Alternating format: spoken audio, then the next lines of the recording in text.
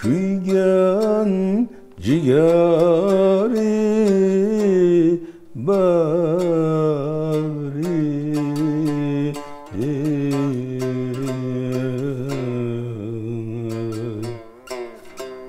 satpara ekan men Furqat aynan mana shu asarni joniga suiqasd qilib o'ldirilgan Sa'dullo degan hofizni vafoti munosabati bilan yozgan ekanda. Obid akamda endi men bu jo'xorini popularni olib buni mo'ylov qilib, hamda qavaligi bitta hassa nimani qilib olib, egilib olib, bukilib olib, qaragandan keyin shu ekan dedim, anaqa qilib, ya qiziq qilib ular ketadi. Lekin shu Navoiyni men bir o'ynashim kerak edi. Dedilar-da shuni, lekin Navoiyni shu rolni menga berishmadi deb, mana shu yuragimda qolib ketdi Navoiy. Tingla boram, olsin sevikli yorim.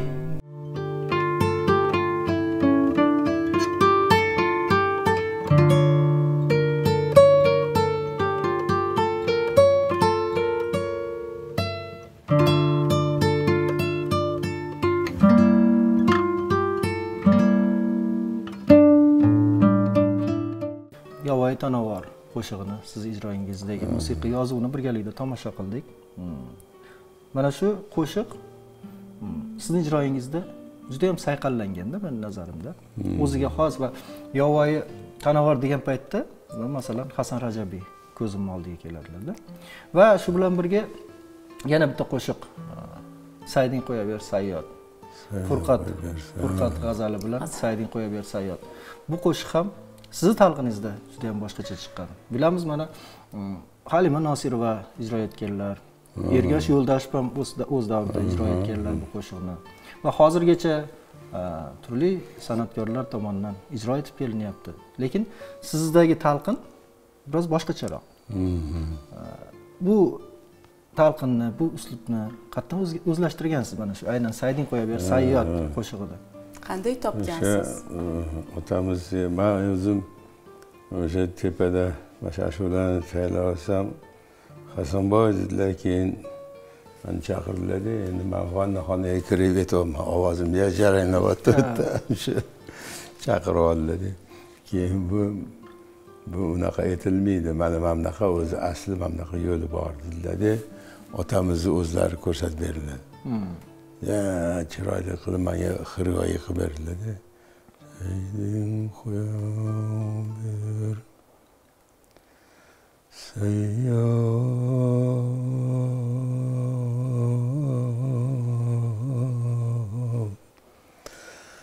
sayyora ekan mendik. Qilib o'zlari xirgoyi qilib berdilar-da, juda bir chiroyli, mungli qarasam, u men aytayotganimdan mutlaqo boshqacha. Lekin o'shani yana bir ikki marta aytib bering dedim, lekin uqalab turardim. Yaxshilab uqalayotganimda yana aytib bering dedim. Uqalayotganim o'zida ham ashula aytib berardilar. Ashula aytib qing'illab, mana shu 2-3 marta aytib berganlaridan keyin dilimga o'rganishib qoldi mana shu yo'l, mana shu. Endi u mutlaqo ancha farqi bor. U ijro bilan bu ijroni. O'sha mashaqqat yo'lda etilgan, mana shu ustozlardan eshitganman shuni deb menga aytib beruvdilar. Qarang, mana shu Saiding qo'yaver Sayyod Furqat asari bu. Lekin yaqin o'tgan davrlarda mana shu qo'shiq, bu asar Furqatniki emas, balki Sa'dullo degan bir noma'lum shoirni asari degan taxminlar ham, tortishuvlar ham bo'ldi-da mana shu atrofida. Chunki o'sha e'tibor qilgansiz, Furqatda bu Sa'dullo hayronaga o'xshaydi degan satrlar bor. Ana shundan kelib chiqib, bu Furqatniki emas, balki Sa'dullo degan noma'lum shoirni asari degan tortishuvlar, bahslar bo'ldi. Va men keyinchalik filologiya fanlari doktori professor Habbulla Jo'rayev bilan gaplashganimda bir tarixiy faktni hikoya qilib berdilar-da. Furqat aynan mana shu asarni toshkentlik o'zini do'sti bevaqt joniga suiqasd qilib o'ldirilgan Sa'dullo degan hofizni vafoti munosabati bilan yozgan ekanda. Uni xotirasiga bag'ishlab yozgan Sa'dullo. O'sha qasd qilgan odamlar tomonidan shafqatsizlarcha o'ldirilgan Sa'dullo. Va mana shu Sayding qo'yaver, sayyod, sayyora ekanmen deb go'yoki o'sha ohu tasvirlangandek bo'ladi, lekin timsollar yordamida mana shu Sa'dulloni tasvirlashga harakat qilgan ekan Furqat. Va shundan keyin men tushunib yetganmanki, demak haqiqatdan ham Zokirjon Furqat qalamiga mansub ekan bu asar. Shunaqa. Endi mana shu asar haqida gaplashdik. Endi qo'shig'ini ham agar jonli ijroda ozgina eshitsak, yana ham mukammal bo'lgan bo'lardi bu haqidagi hikoyamiz. Endi u juda chiroyli qilib aytilgan. Endi otamizni yo'llarida sal shu boshqacharoq o'zgarishlar aytilgan.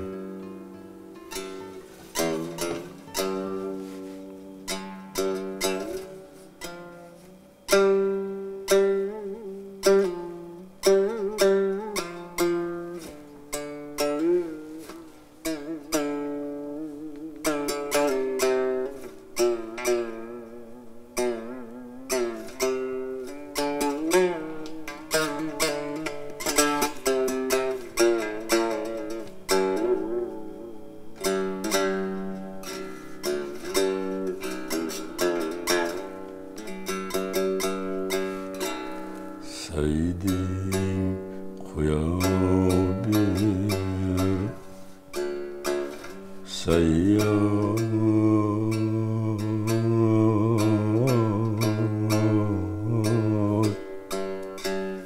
sayyora ekan mendek.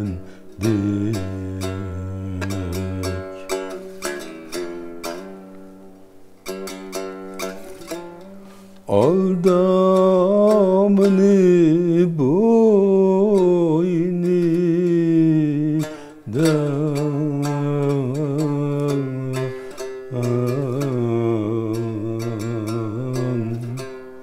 biçara iken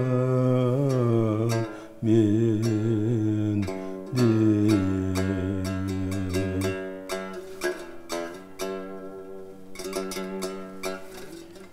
O'z yorini topmasdan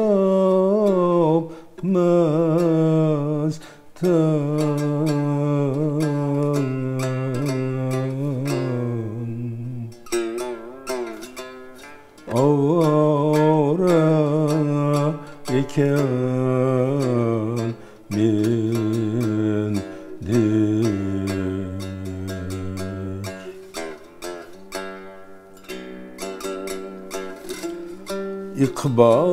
İkbalini gün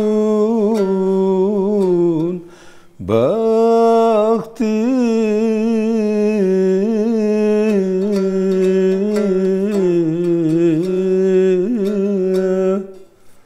ham kara iken mendek.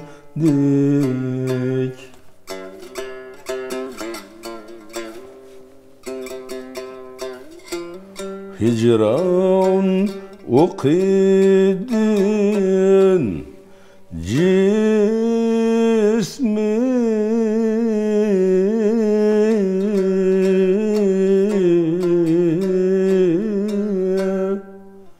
köp yavra iken mendek.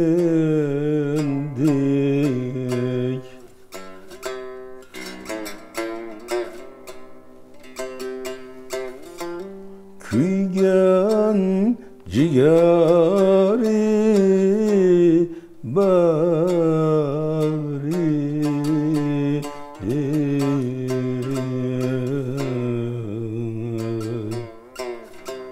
sat para iken mendek.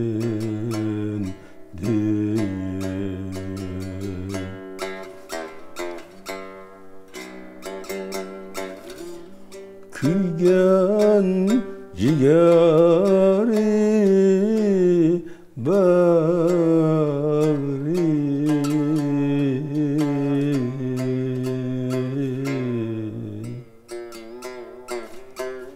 صد پاره ekan men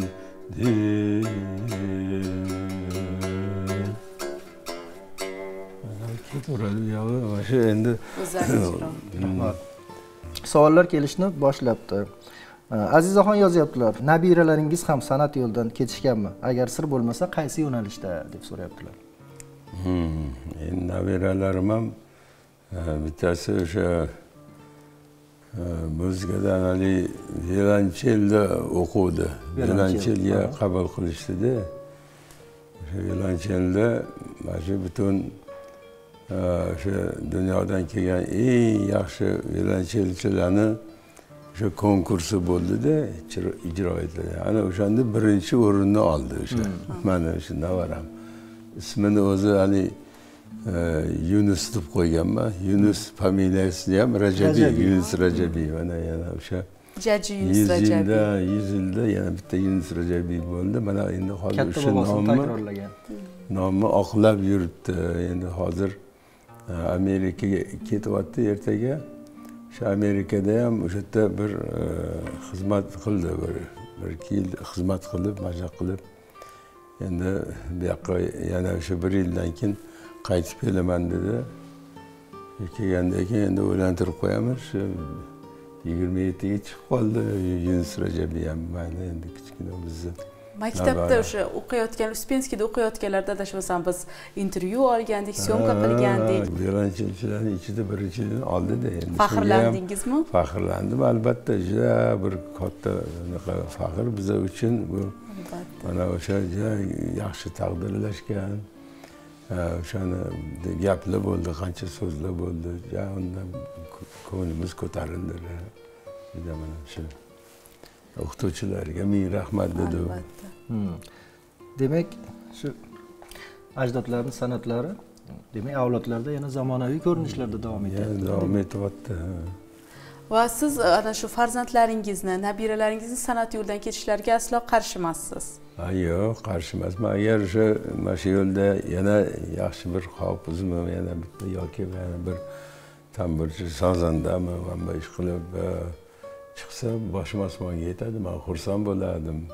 Qo'ldan kelgancha yordam ham beramiz. Nima kerak bo'lsa, qo'llab-quvvatlaysiz. Qo'llab-quvvatlayman albatta. Endi bu o'sha Rajabiylarning davomi bo'ladi. Mana o'sha otamizni navaralarida ham o'sha shunaqa bir qanaqadir genlar bor deyishadi, gen deb gapirishadi, o'sha qonda bor deb aytamiz. O'sha shunaqalar bor-da. Chiqsa endi biz xursand bo'lamiz yana bittasi. Endi o'shanga o'zi yoshligidan, kichkinaligidan bilinib qoladi o'shaqa muzikaga seziladi, iqtidori borligi. Seziladi o'sha ashulaga, anaqaga bu o'shaqa muzikachi bo'ladigan ekan deb qo'yadi-da. O'shaqalar o'zi bilinib qoladi bir ikkitasi shunaqa. Va aynan siz otangizni o'sha ijodiy meroslarni o'rganishga, ularni o'sha nomlarini abadiylashtirishga o'zingizni munosib hissasini qo'shgan ham ijodkorsiz, ham farzandsiz deb bemalol biz ayta olamiz. Mana hozir bir qancha kitoblarni olib kelibsiz. Rajabiynoma kitobi va bundan tashqari ana shu Yunus Rajabiy uy muzeyi ham bugungi kunda o'sha faoliyat olib boradi va u yerda siz direktor sifatida ishlaysiz, to'g'rimi? Ishlayman o'sha yerda. Endi mana shu oyimiz oldidan o'tib ketishyotgandi-da, o'sha Abdulla Qahhor uy muzeyini qilishga ketishayotgan ekan. O'shanda O'lmas Umarbekov yozuvchimiz, mana shu u ham muzey bo'lish kerak edi. Ular unda madaniyat ministri edilar. Otamizni kottej uylarini mana buni ko'rsatyaptilar-da, mashina. Mana shu u ham muzey bo'lish kerak edi. Bunday qo'llarni mana qilib ketdilar. O'shanda men mana shu yerda turuvdim-da. Bitti, mana muzey qilishim kerak ekanda. Harakatni Abdulla Qahhor muzeyini qilishga ketishayotgan ekanda, o'shanda mana muzey qilaman dedim-da, keyin shu bilan lekin tun yugura boshladim. Qayerga kerak bo'lsa xatlar qilib, keyin qo'llar qo'ydirib qancha o'sha hamma ulug' buyuk san'atkorlarga ham o'sha Lutfxon Sarimzoqova ham qolmadi, Tamara xonim ham qolmadi, katta artistlar ham hammasidan qo'l qo'ydirib, demak ma'qullab qo'llab-quvvatlashdi. Qo'llab-quvvatlashdi. Keyin mana shu ularni ham haligi katta odamlarni qo'li o'sha xat bilan lekin Gorisполкомga borib mana shu muzey qilmoqchimiz. Mana shu uyni ruxsatni oldingiz. Mana shu uyni biz bo'shatamiz deb muzey qilamiz. Shu kelib otalarimizning kitoblari bor, 12 ta kitoblari, qancha shogirdlari, hammasini yig'ganmiz, suratlarini, boshqalarini. Shu materiallar qarasaki, juda ko'p material bor. Muzey qilishga arziydigan bo'lgandan keyin qaror chiqarib berishdi.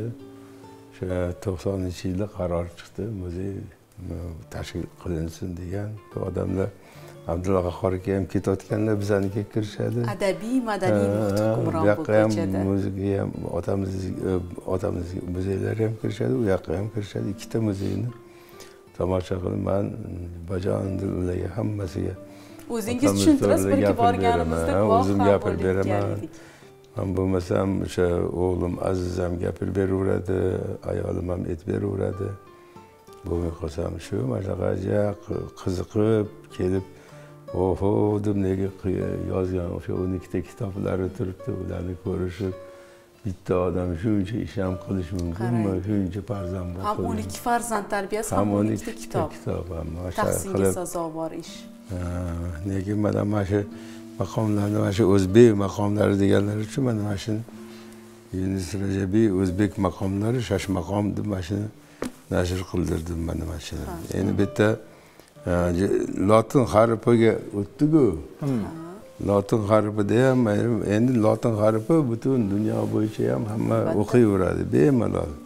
Mana o'sha yerda ashulalarning so'zi lotin harflaridek ketdi. Hammasi bunaqa chiroyli bo'lib, musiqani 10 ta muzikasi ketadi-da, oldin cholg'u kuylar, keyin ashulalarga o'tiladi, bir 40 ta 50 ta. Hammasi batartib, 6 ta maqomni hammasi mana shuga javob bo'ldi.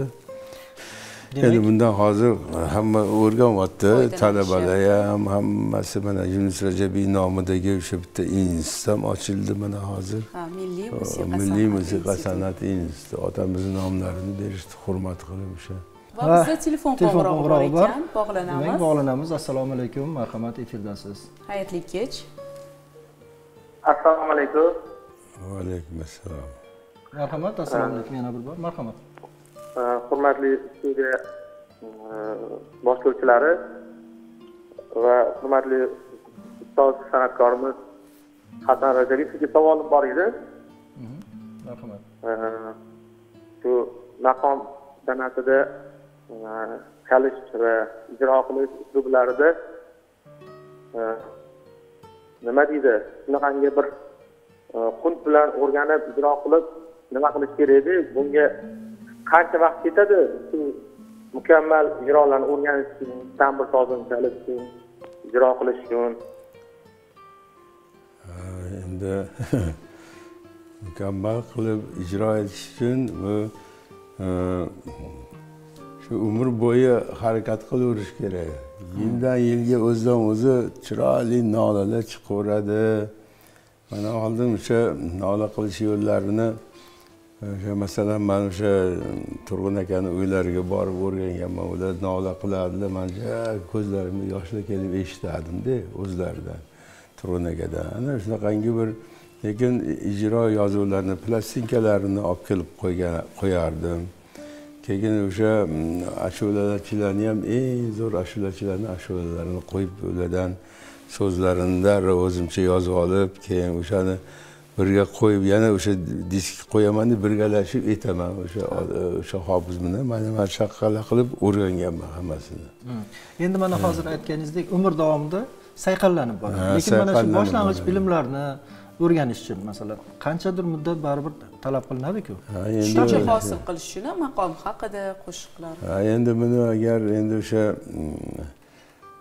o'shalarni eshitib ham chiroyli taassurotlar olib o'shandan ham o'rganish mumkin, eshitib turib o'sha yozuvlardan, plastinkalar, disklardan. Lekin o'shani o'sha endi mana hozir Yunus Rajabiy nomidagi maqom va san'at instituti ochildi. Otamizning nomlarini berishdi. Mana o'sha eski konservatoriya mashqda o'shaqa maqom o'qiladigan bo'lsa nima bo'ladi degan orzularni o'sha yerda hozir otamizning nomlari berilib, o'sha yerda odamlar borib o'qishyapti. Mana ja chiroyli, go'zal, yaxshi hofizlar yetilib chiqishdi. Endi o'shani butun dunyoga tatbiq qilib, chiroyli qochirimlar qo'shib, unaqa ortiqcha qochirim ham kerak emas. O'zini chiroyli go'zal qochirimlarini bilan o'shaniga ja muhabbat bilan balki yangi g'azal qo'shib ham aytish mumkin. Hozirgi zamonaviy shoirlarning g'azallarini qo'shib aytish mumkindir. Mana shunaqalarni qilish kerak-da, yengilliklarni. Qanaqadir shu, lekin o'sha bir ovozni o'zida ham o'sha bitta maqomni, o'sha bitta saraq bormi, o'shani taronalarini aytib beradi oladigan hofizlar bo'lish kerak. Mana shunga ovozlarni endi tarbiyalash kerak-da, uning uchun o'sha mana o'sha konservatoriyalar ochildi, mana institutlar ochildi. Shularga kirib o'qib, mana shunaqangi chiroyli endi hofizlar chiqadi degan umidda biz hali o'sha hofizlarni ko'ramiz, xudo xolasa. Albatta. Yana Xiyobon 2019 Telegram manzilimizga savol kelgan. Toshkentdan Avazbek yozyaptilar. Mashhur sulolaning vakili bo'lish yukini ko'tarish qiyin bo'lmaganmi sizga deb so'rayaptilar. Yo'q, unaqangi og'ir yuk bo'lmagan bizga, chunki otamizni o'zlari shu xursand bo'lib, mana shu muzikada o'qiyotganimni ko'rib, xursand bo'lib, mana shu qabul qilganlarda hech unaqa bizani qo'llab-quvvatlashgan. Mana lekin o'sha xirgoyilar qilib berardilar menga. Endi xirgoyi qilganlarida ham shunaqangi bir yoqimli bo'lardiki, endi o'sha dilimga o'tirib qoladi. Tushunishimcha, savolni berilishdan maqsad menimcha albatta bir ulug' san'atkorning farzandi bo'lib, davomchisi bo'lib yurish, o'ziga yarasha bir qanaqadir odob axloqda yurishdi, boshqalardan boshqacharoq bo'lib yurishdi taqozo qiladi-da. Menimcha mana shu ma'noda bu yuk ko'tarib, bu oilani obro'siga munosib bo'lib yurish qiyin kechmaganmi degan savol. Munosib bo'lib yurishga harakat qilganmiz. Doim shu otamizni o'ylab yurardi, har doim. O'sha to'g'ri yo'lda yurib, lekin o'sha o'zlari ham masalan o'sha kelinlarini ham o'sha farishta deydi, bu haligi deb maqtab ham qo'yadilar-da bizga. O'sha maqtab qo'yganlarini o'zida, o'sha masalan o'sha ayolimni maqtab qo'yganlarini o'zida, o'shanda men endi ularga juda chiroyli muomala qilishim kerak ekan. Hech qachon qattiq gap gapirmay, dilini og'ritmay yurishim kerak ekan deydigan anaqalar bo'ladi. Shu maqtab qo'yadilar-da, shunaqangi baraka topsin deb anaqalar qilib, kelinlarini ham maqtaganlar. Mana 7 ta kelin ko'rdilar, otamiz 5 ta kuyov ko'rdilar. Shularni hammasiga chiroyli muomalalarni topib beradilar, shu muomala qilishlarni biz o'shalardan o'rganganmiz otalarimizdan. Rahmat. Va bizda yana telefon qo'ng'irog'i bor ustoz. Hozir bog'lanamiz va ularning ham savollarini eshitamiz. Assalomu alaykum, efirdasiz. Assalomu alaykum. Assalomu alaykum. Xayrli kech. Xayrli kech sizlarga ham. Men mana suhbatlarni maroq bilan eshityapman, ko'ryapman. Rahmat.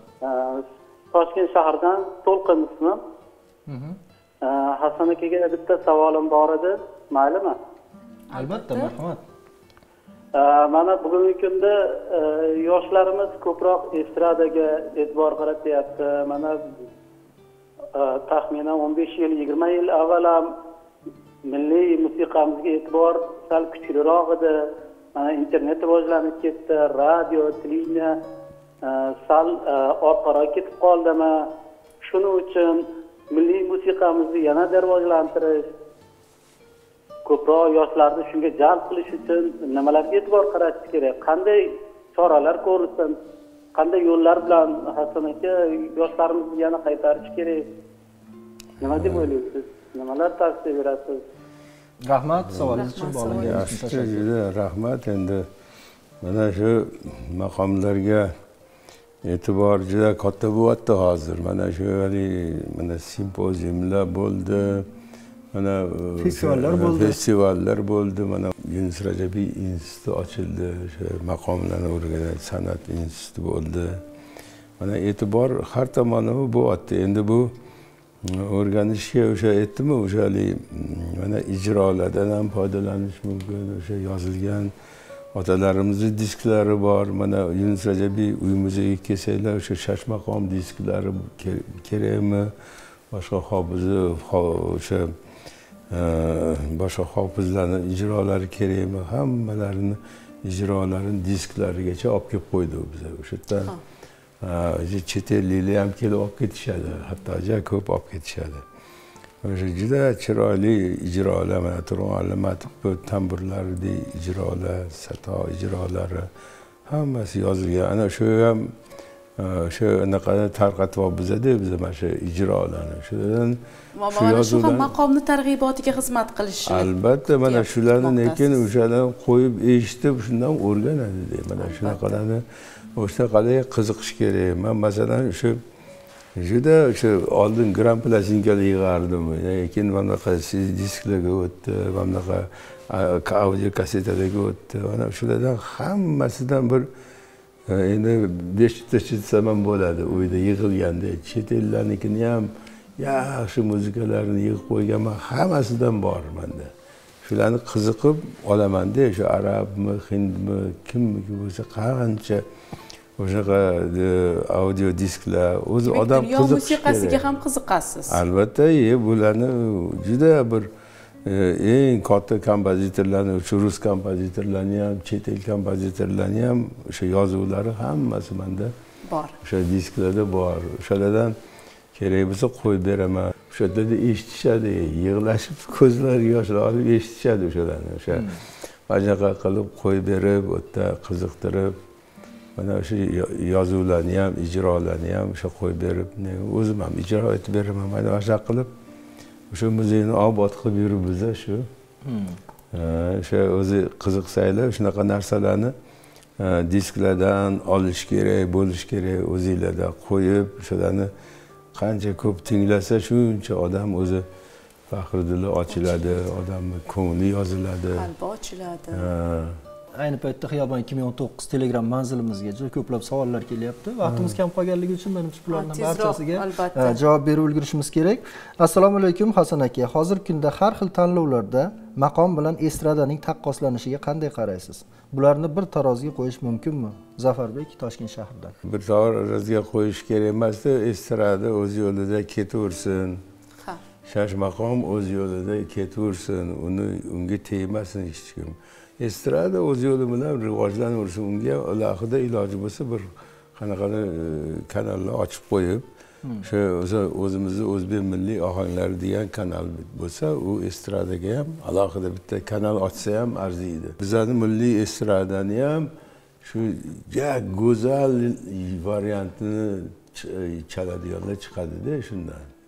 O'sha endi mana eng yaxshi hofizlarni masalan o'sha Botir Zokirovdan tortib qanchalik hofizlarimiz bor, qancha estrada hofizlari, hammasini gapirsak ko'p gapirish mumkin. Ana shularni ham hamma ijrolari yangrab turish kerak-da. Yana bir savol Muhriddin Avezov yozyaptilar. Assalomu alaykum Xiyobon ko'rsatuvining qadrli ijodkorlari. Yana hafta o'tib juma oqshomida sizlarni ekran orqali kuzatishdan mamnunmiz. Har doimgidek bugun ham ko'rsatuvga qahramon tanlash borasidagi didlaringizga qoyilman. Hasan Rajabiy qator Rajabiylar singari o'zbek milliy mumtoz san'ati rivojiga munosib hissa qo'shib kelayotgan ustoz san'atkor. Shunday buyuk ijodkorlar sulolasi vakilini ekranda ko'rish biz maqom sevarlar uchun katta quvonch. Savolim quyidagicha. Ustoz Hasan Rajabiy sevimli aktyorimiz Obid Yunus bilan aka-ukalar. Ularni qanday eslaydilar? Ular bilan bog'liq qiziqarli voqealardan aytib bersalar. Javob uchun oldindan katta rahmat. Toshkentdan Muhriddin Avezov deyaptilar. Biroz oldin Obid akani eslab o'tgandik. Mayli, agar yana qiziqarli voqealar, xotiralar bo'lsa, menimcha o'sha aktyorlikka qiziqish ham o'sha dastlabki paytda sizga akangiz Obid Yunusovga qiziqib paydo bo'lgan ekan. Shunaqa o'zi shu endi akamiz endi juda mana shu teatr sohasida juda katta ishlar qilib ketdilar, mana o'zlarining nomlarini qoldirib ketdilar. Lekin shu Navoiyni men bir o'ynashim kerak edi dedilar-da, shuni, lekin Navoiyni shu rolni menga berishmadi deb, mana shu yuragimda qolib ketdi Navoiy deb yana qiladi. Ko'pgina suhbatlarda shuni ta'kidladi. Shunaqa deb o'zlari gapirganlar ko'p. Ana shunaqangi bir yaxshi bir rollarni yaratdilar. 50 dan ortiq katta o'sha asosiy rollarni yaratib ketdilar o'sha shoirlar. Bolalik paytlarida ham menimcha uyda ham o'ziga xos bir teatrlar tashkil qilishgan, tengdoshlari bilan. Paytlarda siz ham qatnashgandirsiz. Endi men ham qatnashganman, lekin o'sha Ahmad akam akamiz ham bor edilar, ular ham televideniyada rejissyor bo'lib ishlaganlar, o'sha muzika bo'limida. Endi juda bir haligi chiroyli mashaqa o'zlaricha spektakllar ham qo'yishadi. O'shada menga ham bir xil rollarni berishgan.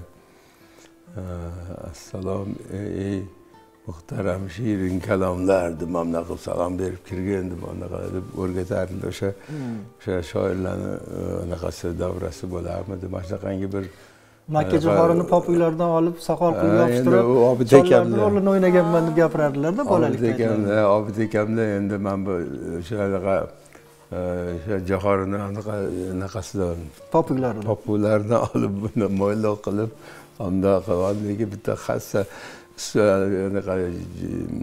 nima deydi, pistachkan anaqasi, semishkan anaqasi bo'ladi, o'shanisini olib poyasini anaqa olib egilib olib, bukilib olib, qaragandan keyin shu ekan dedim, anaqa qilib, qiziq qilib ular ketadilar, kuldiradigan odamni.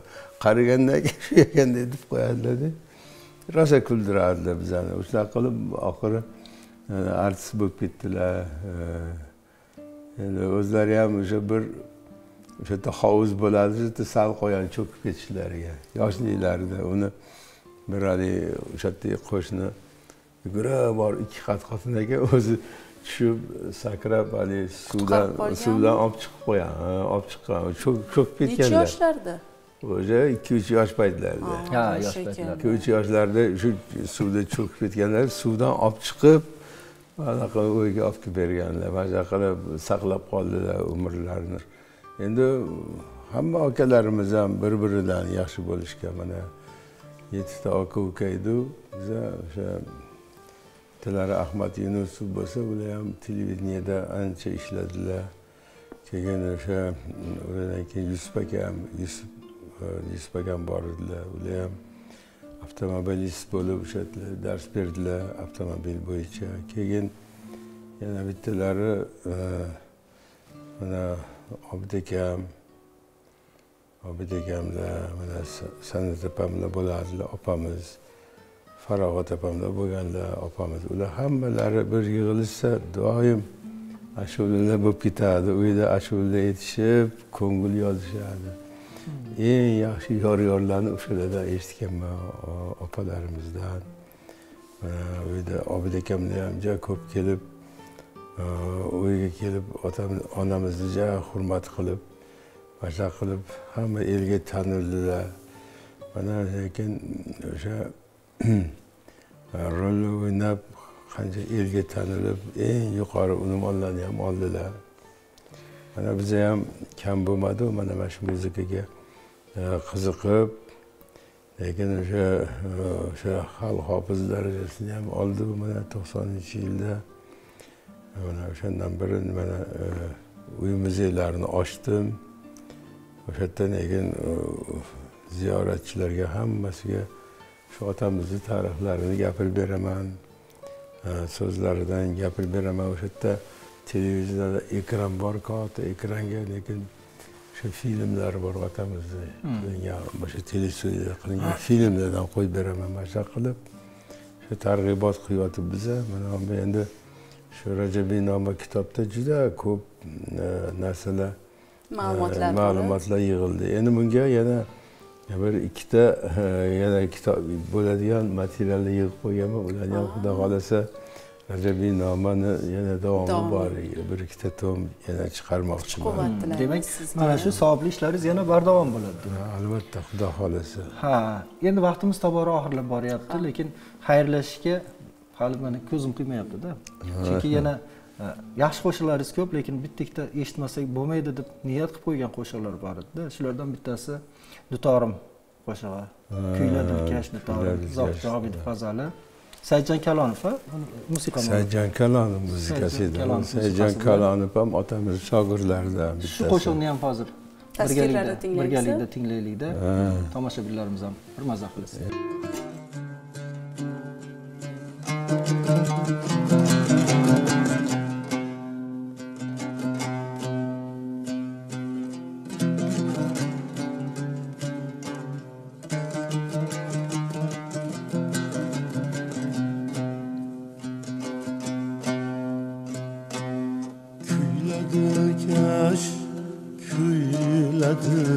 kaş tutarım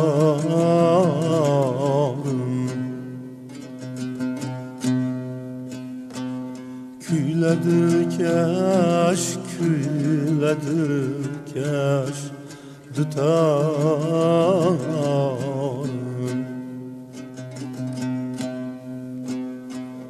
Xumarım yaz xumarım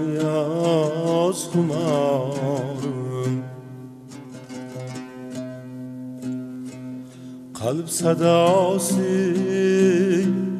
bulup yangra qo'limda yor aylanay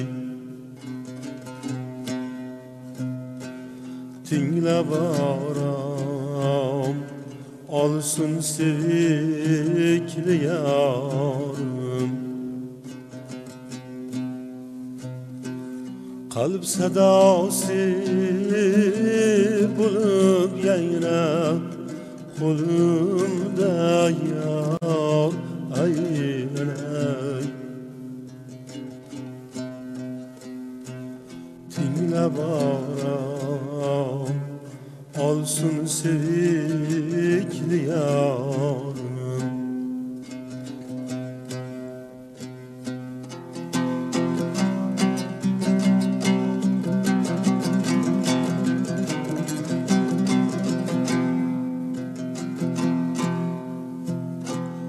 Hamdamım bul uyku gelmez keçeler İntizarlik daftar açgan keçeler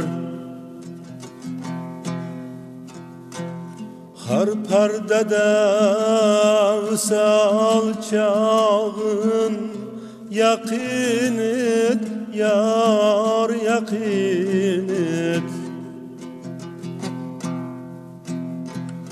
Eslatur yar birga yurgan ko'chalar yar aylanay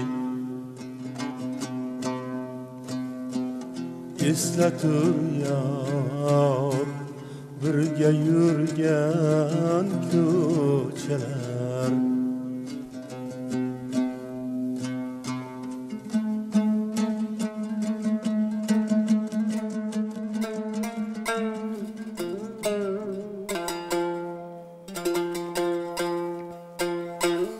Dardlaşırman boshing bosib ko'ksima Yor kelganda chetda qolib o'ksima Yor ketganda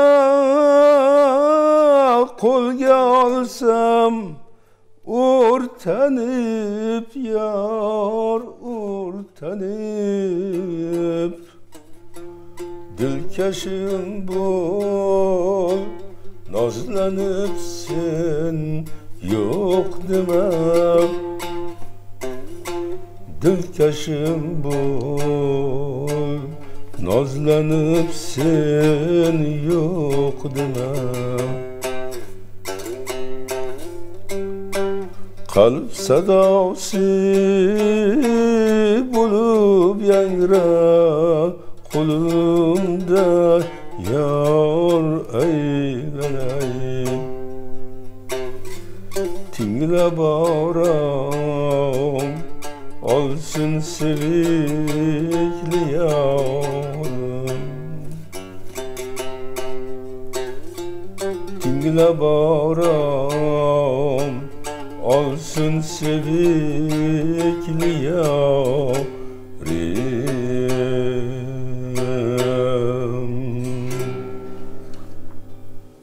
Rahmat. ustoz. Mana biz musiqiy yozuvni eshitishni boshlagandik, lekin o'zlari Jonli ijro bilan nihoyaladik. jo'r bo'lib ketganlaridan keyin mana bu ijroni eshitishga Jazm. jazm qildik. Rahmat. Go'zal ijro uchun Sog' tashakkur. bo'linglar o'zinglar ham. Mayli. Uzoq umr ko'ringlar. O'sha bugun yoshiga yetinglar. O'sha bu endi 110 yil yashagan bo'lsa, u 110 yil ham hozir tez o'tib ketyapti. Zamon Sizlar tezlashib. 150 yilga kiringlar, eng kami 150 yil yashaydi. Rahmat ustoz, sizning ham umringiz uzoq bo'lsin. Boshlagan xayrli ishlaringiz bir go'zal bir yakunini topishiga biz ham tilakdoshmiz. Yaxshi rejalarni boshlabsiz. Yana bir ikkita kitobga yetadigan materiallarni yig'ib qo'ydim deyapsiz. to'plaganman. Demak, mana shu kitoblar ham nashr etilganda nasib etsa, Xudo xohlasa, sizni yana xiyobondagi suhbatlarga chaqirish bizga ham nasib etsin. Xudo xohlasa. Endi hali 12 ta anaqa 96 vorali anaqalar bor-ku, daftarlar. O'shalar hammasi to'la gaplar borda yana. O'shalardan yana ikkita, uchta kitob chiqadi masalan. Juda yaxshi gaplar yig'ganman o'zim. Shu gap kelib qolsa, shu daftarga yozib qo'yaveradim doim, esdalik bo'lsin deb. Ko'rsatuvga yakun yasash fursatlari kelyapti. Agar so'nggi so'z o'rnida tilaklaringiz bo'lsa, marhamat. Endi tilaklarim nima bo'ladi? Mana shu o'zbek xalqi doimo gurkirab yashnasin, farovon, boy badavlat, sog' salomat bo'lib yursin. Mana hamma chet ellarda ham mana shu bizning hayotimizga havosi keladigan darajalar bo'lsin. Mana endi o'zi hozir ham hech kimdan qolishmaydigan tomonlarimiz bor. Nima to'g'risida gapirsa, hammadan faxrlanib gapirsa arziydigan ishlar ko'p juda. Mana shu hammaga men uzoq umr tilayman. Mana shu xalqimizga hammasi sog' salomat bo'lib yursin. Serfarzand, ser davlat bo'lsin deyiladi bizda. Serfarzand bo'lish kerak, davlat, ser davlat. Mana otamiz shunaqa serfarzand, ser davlat bo'ldilar deb otamizni misol ko'rsatish mumkin.